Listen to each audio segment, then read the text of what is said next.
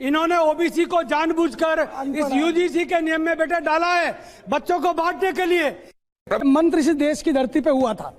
आज 61 साल बाद फिर कहना पड़ रहा है एक मंदिर, एक शमशान और एक कुआं। क्यों कहना पड़ रहा है? क्यों कहना पड़ रहा है? इसलिए कहना पड़ रहा है, सुनिए, अरे सुनना सीखो यार। अरे परवेश, इसलिए कहना पड़ रहा है क्योंकि कैंपस हो या समाज हो, व्यवस्था में कालिक है, दिक्कत है, डिस्क्रिमिनेशन होता है, उत्पीड़न होता है। चाहिए। आप सोचिए, एक समय मोदी को हिंदू हृदय सम्राट कह रहे थे, देश का राजा कह रहे थे, विश्व का राजा कह रहे थे। आज यही लोग क्या कह रहे हैं?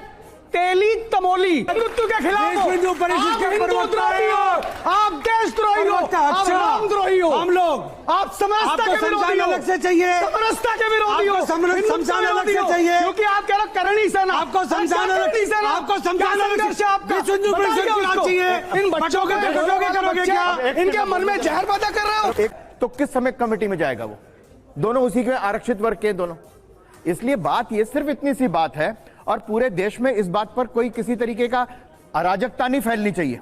बात सिर्फ इतनी सी है, और जो समझ में आएगी कि अगर कोई झूठी कंप्लेंट करता है, अगर कोई झूठी कंप्लेंट करता है व्यक्तिगत अपना स्कोर सेटल करने के बाद, किसी बात पर झगड़ा हुआ और उसने कहा मैं अभी कंप्लेंट करता हूं जाकर के इसको सभा से, और ऐसे उदाहरण हैं, बहुत सारे उदाहरण हैं कमेटी में या इस पूरे। संजीव कौशिक, ठीक है, आपके सवाल का जवाब संजीव कौशिक। देखिए, पहले आप लोगों को समझना होगा कि सरकार की नीयत क्या है और उसकी नीति क्या है। सरकार की नीयत यही है कि पिछले 15 सालों से 80% और 20% करके वो सत्ता में रही। अब फिर वही फीसदी की बात कर रही है वो। क्या 20 कौन है? लेकिन मेरी बात सुनिए, मेरी बात सुनिए, मेरी बात